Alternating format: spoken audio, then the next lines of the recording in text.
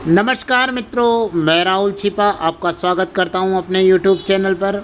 साथियों, आज हम पढ़ने वाले हैं राजस्थान के दुर्ग भाग 2, जिसके अंतर्गत हम देखेंगे साथियों विजय स्तंभ और कीर्ति स्तंभ के बारे में हम जानेंगे।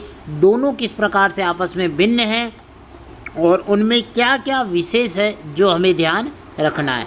इसके अलावा महत्वपूर्ण रूप से चित्तौड़गढ़ दुर्ग के जो तीनों साखे हैं, 3 साखे में उनके बारे में हम जानेंगे कि किस किसने केसरिया किया, जौहर किस किसने किया और क्या क्या महत्वपूर्ण घटनाएं हमें याद रखनी है उनको देखेंगे। साथियों, इसके अलावा कुंभलगढ़ दुर्ग की सभी विशेष जो तथ्य हैं, जानकारियां हैं, उनको हम जानेंगे।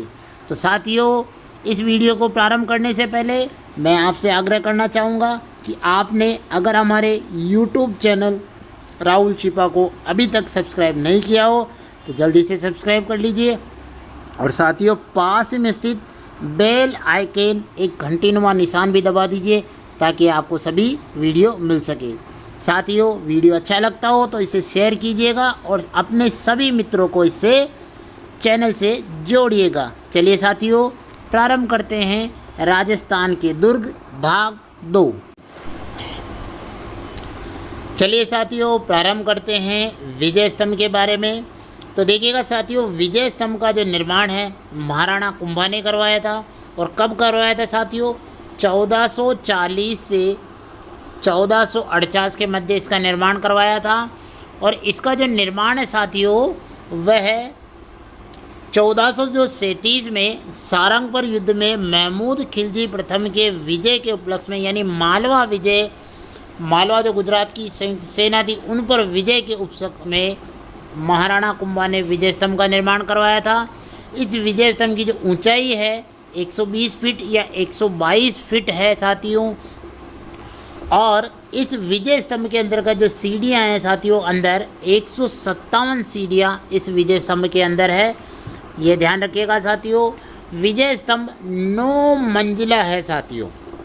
और इस विजय स्तंभ की जो तीसरी मंजिल है साथियों, उस तीसरी मंजिल पर 9 बार अल्लाह लिखा हुआ है।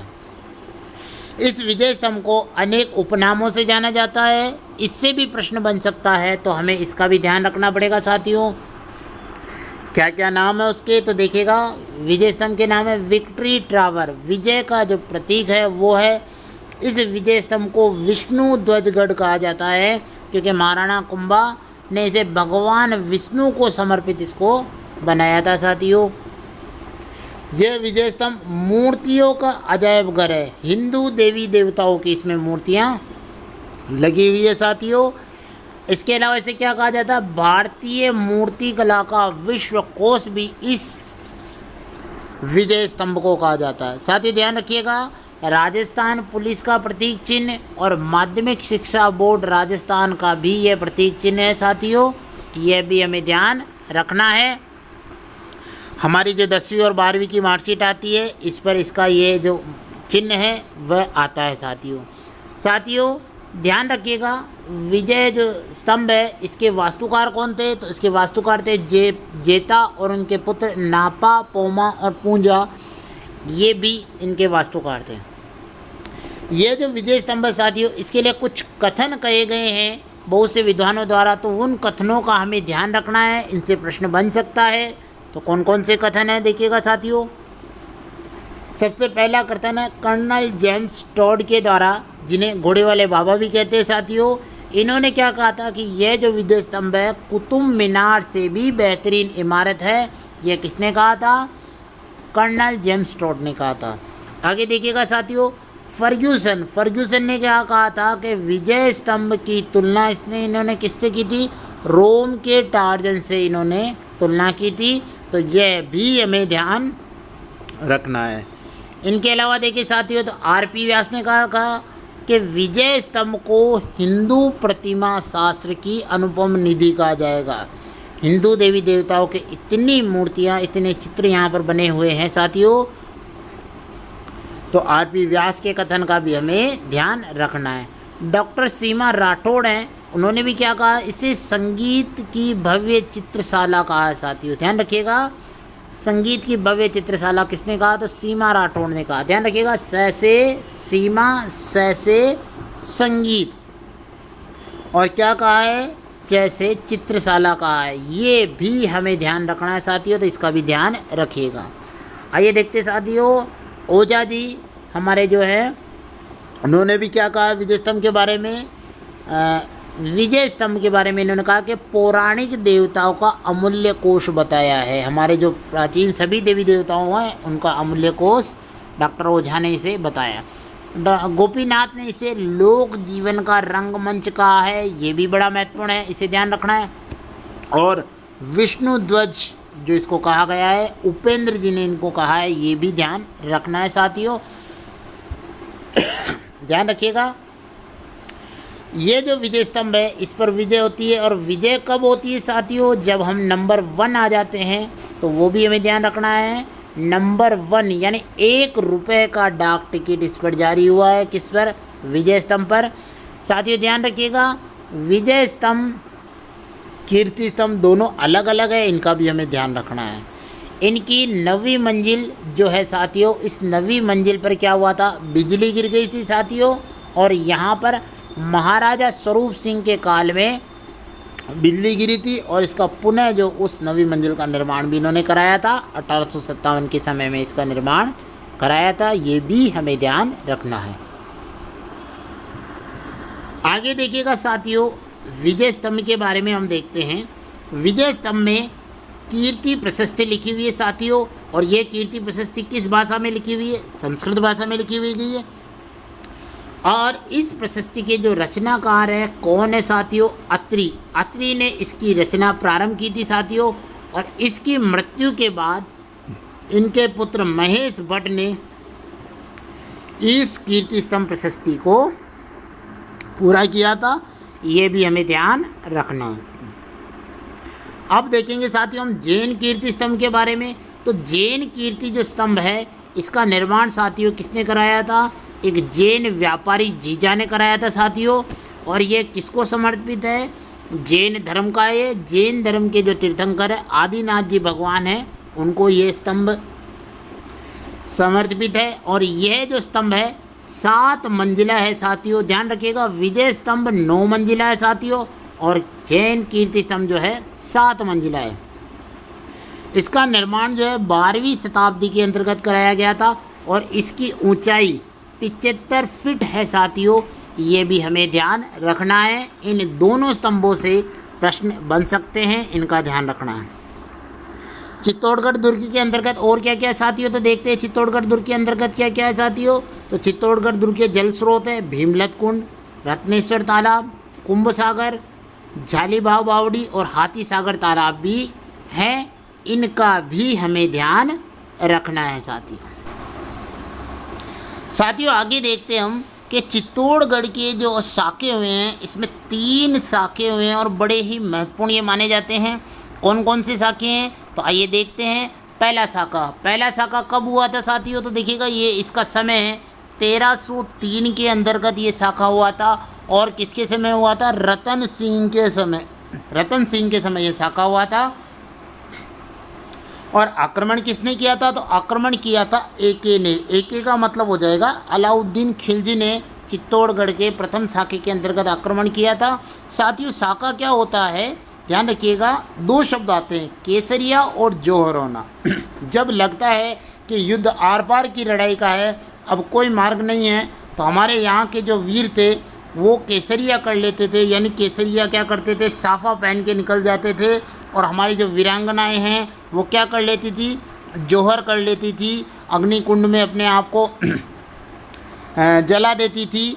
तो यह जो होता था यह जो शाखा कहलाता था साथियों। अगर इसमें ये जौहर नहीं होता है तो वह अर्ध शाखा कहलाता है, और अर्ध शाखा जैसलमेर का प्रसिद्ध है, हमें ये ध्यान रखना है। वहाँ 2.5 साके हुए हैं, ये भी हमारे लिए जानकारी है। तो चलिए देखते हैं। पहले साके के अंतर्गत जो केसरिया किया था वो रतन सिंह ने किया था, और जौहर किया था रानी पद्मिनी ने किया था। 1600 रानियों के साथ इन्होंने जौहर कर लिया था। उस समय ध्यान रखिएगा साथियों, यहाँ से भी प्रश्न बन सकता है, यहाँ से प्रश्न बना हुआ भी है कि पद्मिनी के चाचा भतीजे कौन थे, तो गोरा और बादल भी इस साके के अंतर्गत वीर गति को प्राप्त हुए थे। ये भी हमें ध्यान रखना है।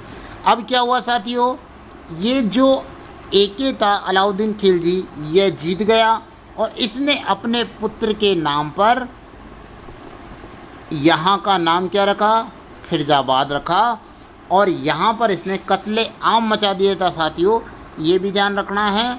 चित्तौड़गढ़ का नाम इसने रखा और पहला साका इस प्रकार हुआ। दूसरे साके के बारे में बात करते हैं साथियों। जो दूसरा जो साका हुआ था वो हुआ था, बहुत ईजी है, उसमें क्या था, 1503 था। यहाँ रखेंगे 3, 4 और ये 5, यानी 1534 और 35 के अंतर्गत दूसरा साका हुआ था साथियों। हमें ध्यान रखना है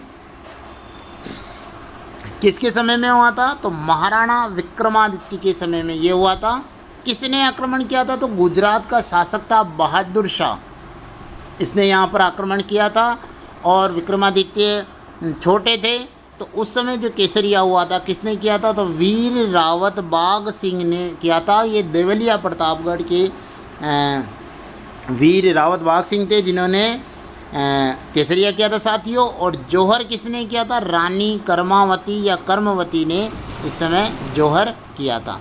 ये भी ध्यान रखिएगा साथियों कि इस युद्ध के अंतर्गत रानी कर्मावती ने हुमायूं को सहायता के लिए राखी भेजी थी, हालांकि हुमायूं ने सहायता नहीं की थी और फिर ये द्वितीय शाखा हो गया था।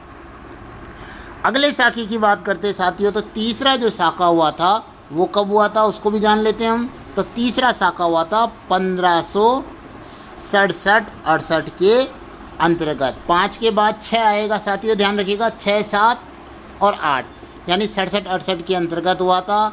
और किसके समय में हुआ था, महाराजा उदय सिंह, महाराणा उदय सिंह के समय में ये हुआ था।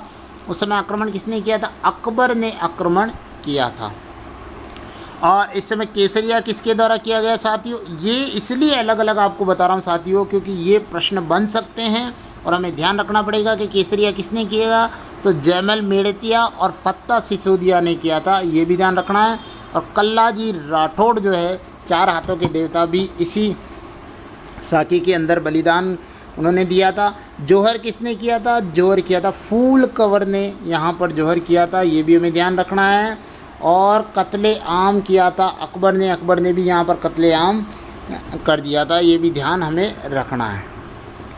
यहाँ पर एक विशेष नोट लगा हुआ साथियों जो हमें ध्यान रखना है कि अकबर ने जयमल और फत्ता सिसोदिया की वीरता से प्रभावित होकर आगरा के किले के द्वार पर, आगरा का जो किला है उसके द्वार पर इनकी पाषाण की प्रतिमाएं लगाई थी। और ऐसी प्रतिमाएं कहाँ लगी हुई है, बीकानेर के जूनागढ़ किले के द्वार पर लगी हुई है मूर्तियाँ, इनकी वीरता के कारण ये लगी हुई है, ये भी हमें ध्यान रखना है साथियों। ये है चित्तौड़गढ़ का जो महत्वपूर्ण जानकारियाँ हैं साथियों। अगर आपको हमारा ये वीडियो अच्छा लग रहा हो तो इसे लाइक कीजिएगा, हमारे चैनल को सब्सक्राइब कीजिएगा और अपने सभी मित्रों को हमारे चैनल से जोड़िएगा ताकि उनको इसी प्रकार के वीडियो मिल सके। चलिए साथियों, आज का जो दूसरा दुर्ग है कुंभलगढ़ दुर्ग के बारे में हम जान लेते हैं। बड़ा ही महत्वपूर्ण ये जो दुर्ग है इसके बारे में जान लेते हैं। इसके उपनाम देखेंगे साथियों, यहाँ से प्रश्न बन सकता है। पहला उपनाम है कुंभल मेरू, जो दुर्ग इसको कहा जाता है। महारानी कुंभलवती के नाम पर इसका रखा गया था और ये महारानी किसकी थी, कुंभा की पत्नी थी। इसके कुंभल मेर भी इसको कहा जाता है, ये ध्यान रखना है। इसके अलावा इसको क्या कहते हैं साथियों, कुंभपुर भी इसको कहा जाता है, ये भी ध्यान रखना है।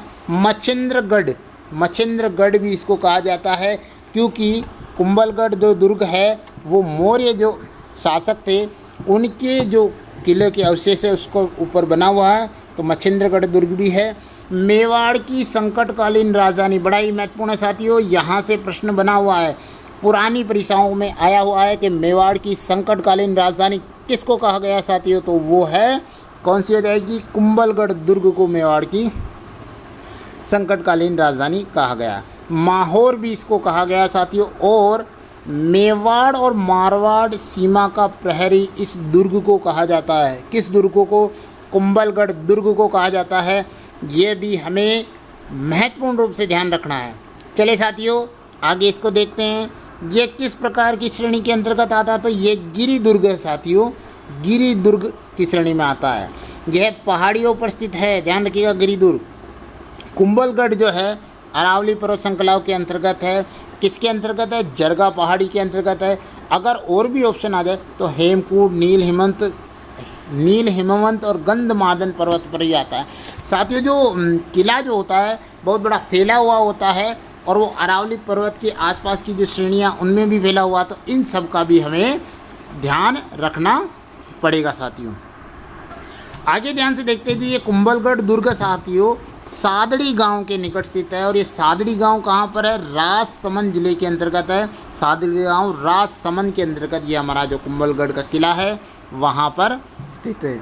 आगे देखेंगे साथियों, इसके निर्माण के बारे में हम देख लेते हैं साथियों कि इसका निर्माण किसने कराया। जैसा कि मैंने आपको बताया है कि इसका जो निर्माण है, पूर्व में ये क्या था, संप्रति मौर्य शासक था जिसने दुर्ग बनाया था। और उस दुर्ग का नाम क्या रखा था, मच्छिंद्रगढ़ उस दुर्ग का नाम रखा था। महाराणा कुंभा ने इस दुर्ग का समझ लीजिए पुनरुद्धार कराया, या इसके ऊपर जो दुर्ग बनाया है उस दुर्ग का निर्माण इन्होंने कुंभलगढ़ दुर्ग का किया है। और कब किया था साथियों, तो 1448 से लेके 1458 तक 10 वर्षों के अंतर्गत इसका निर्माण हुआ है साथियों।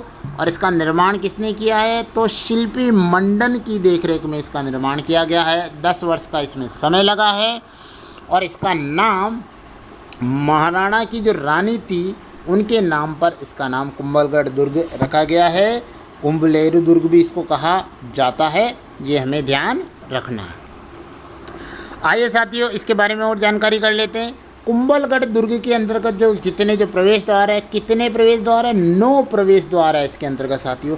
सबसे महत्वपूर्ण प्रवेश द्वार कौन सा है, मुख्य जो प्रवेश द्वार माना जाता है वो माना जाता है हल्ला पोल, जिसे राम पोल भी कहा जाता है। दूसरा देखिए साथियों, हनुमान पोल है। यहाँ पर हनुमान जी की मूर्ति लगी हुई है साथियों। और ये जो हनुमान पोल पर जो मूर्ति लगी हुई है वो महाराणा कुंभा नागौर से लेकर आए थे, ये भी हमें ध्यान रखना है। आगे और देखते हैं साथियों कौन कौन से हैं, तो देखिएगा भैरव पोल है, गणेश पोल है, चौहान पोल है, पागड़ा पोल है, विजय पोल है, नींबू पोल है और ओरेट पोल भी यहाँ पर है साथियों, ये भी हमें ध्यान रखना है। इन पोलों का यानी इन द्वारों का हमें ध्यान रखना है साथियों, ये भी हमें ध्यान रखना है।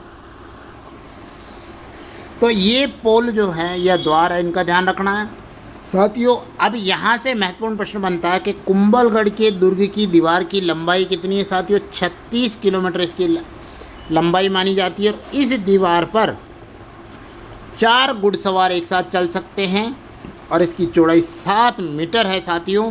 और ये भारत की सबसे बड़ी दीवार है। इसे the great wall of India या भारत की महान दीवार भी कहा जाता है। तो यहाँ से भी प्रश्न बन सकता है और आशा है कि 100% यहाँ से प्रश्न बनेगा। आगे देखते साथियों, कुंभलगढ़ दुर्ग के अंदर एक छोटा सा लघु दुर्ग भी है जिसे कटारगढ़ कहा जाता है साथियों। और आप सब जानते हैं कि महाराणा कुंभा जो है इस कटारगढ़ के अंतर्गत निवास करते थे। ये कुंभलगढ़ दुर्ग की सीमा है साथियों और इसके अंतर्गत ये कटारगढ़ दुर्ग है। और ये जो कटारगढ़ दुर्ग है किसका निवास स्थान है, तो महाराणा कुंभा का निवास स्थान इसको माना जाता है। और इसको क्या कहा जाता है साथियों, ध्यान रखिएगा, इसका नाम है मेवाड़ की आँख इसको कहा जाता है, या मेवाड़ की तीसरी आँख भी इसको कहा जाता है। यहाँ पर रहकर महाराणा कुंभा मेवाड़ की देखरेख करते थे। तो ये भी बड़ा महत्वपूर्ण है, हमें यहाँ पर ध्यान रखना। और कौन कौन सी चीज़ें यहाँ पर साथियों, तो देखिएगा कटारगढ़ दुर्ग के अंदर झालिया रानी का मालिया एक महल भी यहाँ पर स्थित है, तो ये हमें ध्यान रखना साथियों। इसके अलावा बादल महल है साथियों।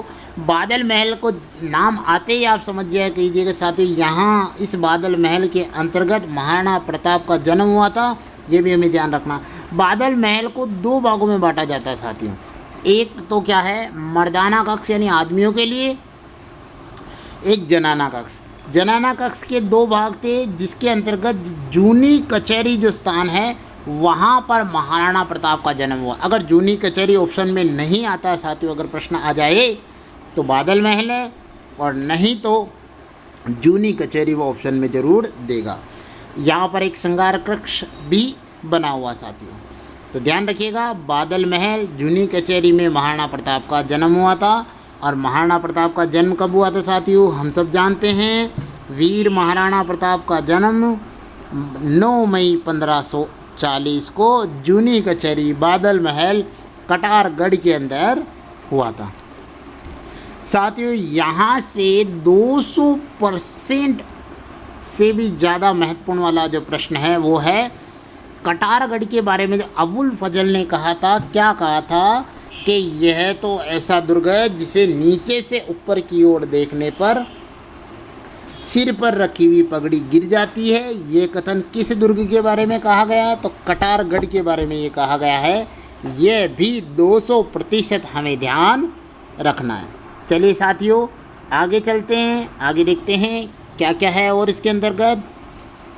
तो इस कुंभलगढ़ के अंदर झाली बाव की बावड़ी है और मामा देव का कुंड है। साथियों ध्यान रखिएगा, मामा देव का कुंड वही है जहाँ पर उदा ने महाराणा प्रताप की हत्या की थी, यानी पितृहंता कहलाया था। उदा अपने पिता महाराणा कुंभा की हत्या की थी, और इसी मामादेव कुंड के पास में महाराणा कुंभा की छतरी बनी हुई है साथियों, ये भी हमें ध्यान रखना है। ये जो कुंभगढ़ है इसके अंदर, इसकी तलहटी के अंदर साथियों महाराणा रायमल के जो कुंवर थे पृथ्वीराज की छतरी स्थित है। ध्यान रखिएगा ये साथियों, ये पृथ्वीराज की जो छतरी है 12 खंभों की छतरी है, तो हमें ये भी ध्यान रखना है 12 खंभों की छतरी कहाँ पर है, कुंभलगढ़ दुर्ग के अंतर्गत है। किसकी है, कुंवर पृथ्वीराज की है, और इन्हें उड़ना राजकुमार के नाम से भी जाना जाता है। बड़े तेज धावक थे साथियों, घोड़े से भी तेज दौड़ते थे, तो इन्हें उड़ना राजकुमार के नाम से जाना जाता है। किनको, पृथ्वीराज को जाना जाता है, ये भी ध्यान हमें रखना। कुंभलगढ़ दुर्ग में प्रमुख स्थल कौन कौन से साथियों, तो देखिएगा कुंभ स्वामी का मंदिर है और मामदेव मंदिर भी है साथियों, इसी को नाम से जाना जाता है। यहाँ पर क्या बनी हुई है, कुंभलगढ़ प्रशस्ति लगी हुई है साथियों। हम ध्यान रखते हैं कीर्ति स्तंभ प्रशस्ति का, तो कुंभलगढ़ प्रशस्ति का भी हमें ध्यान रखना है। कुंभलगढ़ प्रशस्ति क्या है, कैसे कुंभलगढ़, कैसे कुंभ स्वामी मंदिर, और क्या है प्रशस्ति लगी हुई है, कौन सी, कैसे काले रंग की, और कितनी है 5 काली शिलाएँ लगी हुई है जिन पर प्रशस्ति लगी हुई है। तो ट्रिपल क यहाँ पर हमें ध्यान रखना है। भाषा इसकी संस्कृत है साथियों, और किसने, कान्हा व्यास ने ये प्रशस्ति कुंभलगढ़ प्रशस्ति काले रंग की शिलाओं पर लिखी है। साथियों यहाँ पर एक बड़ा टिपिकल है कि ये ओझा जी जो है ये थोड़ा प्रश्न निर्माण कर देते हैं कि गौरी शंकर हीरानंद ओझा ने क्या कहा था कि कुंभलगढ़ प्रशस्ति का लेखक कौन है, तो इन्होंने महेश दास बताया था। थोड़ा ध्यान रखिएगा, साधारणतः प्रथम उत्तर रहेगा कान्हा व्यास, लेकिन अगर पूछ लिया जाए कि ये ओझा जी के अनुसार कौन है, तो ओझा जी ने महेश दास को इसका लेखक माना था, ये भी हमें ध्यान रखना है। इसके अलावा हमारे को यहाँ क्या मिलेगा, तो नीलकंठ महादेव का मंदिर हमारे इसके अंतर्गत स्थित है। और साथ ही ये भी मोस्ट है कि 100% मोस्ट है कि नीलकंठ जो महादेव मंदिर है इसको कर्नल जेम्स स्टोर ने बताया गया था कि ये यूनानी शैली में बना मंदिर है। तो प्रश्न आ सकता है कि यूनानी शैली में बना हुआ कुंभलगढ़ दुर्ग में स्थित मंदिर कौन सा है, तो नीलकंठ महादेव का मंदिर है। किसने कहा था, कर्नल जेम्स स्टोर ने ये कहा था। यहाँ पर राज्याभिषेक भी हुए महाराणा उदय सिंह का साथियों, और महाराणा प्रताप दोनों के राज्याभिषेक इस कुंभलगढ़ दुर्ग में हुए हैं, ये भी हमें ध्यान रखना है। इसके अलावा कुछ विशेष तथ्यों को भी हमें ध्यान रखना है। क्या ध्यान रखना है साथियों, कि पन्ना धाय ने उदय सिंह को छिपाकर कुंभलगढ़ दुर्ग के जो किलेदार थे साथियों आशा देवपुरा के पास इन्होंने रखा था और उसको बड़ा किया था साथियों। दूसरा मैंने आपको महत्वपूर्ण पहले भी बताया साथियों, महाराणा प्रताप का जन्म यहाँ पर हुआ था। और ये जो महत्वपूर्ण जो बात है तीसरी, वो भी हमें ध्यान रखनी है। क्या है कि कर्नल जो जेम्स टोड है उसने कि इसकी सुदृढ़ता, इसकी बनावट, इसकी सुदृढ़ता की बनावट देखकर इसकी उपमा एस्ट्रोस्कोन से भी की थी, एस्ट्रोस्कोन से भी इसकी तुलना की थी, बताया था, उसकी उपमा दी थी, इसको कहा था कि ये उसके समान है साथियों। एक बार और साथियों ये दूसरी बात और ध्यान रखिएगा कि 1577 में शाहबाज खां ने, जो अकबर का सेनापति था, इस दुर्ग को महाराणा प्रताप से छीन लिया था। तो ये एक बार इस प्रकार हुआ है साथियों, तो ये भी हमें ध्यान रखना है साथियों। अगर आपको ये हमारा वीडियो अच्छा लगा हो तो इसे लाइक कीजिएगा, हमारे चैनल को सब्सक्राइब कीजिएगा और अपने मित्रों से शेयर कीजिएगा। चलिए साथियों, फिर मिलेंगे अगले वीडियो के साथ। जय हिंद, जय भारत।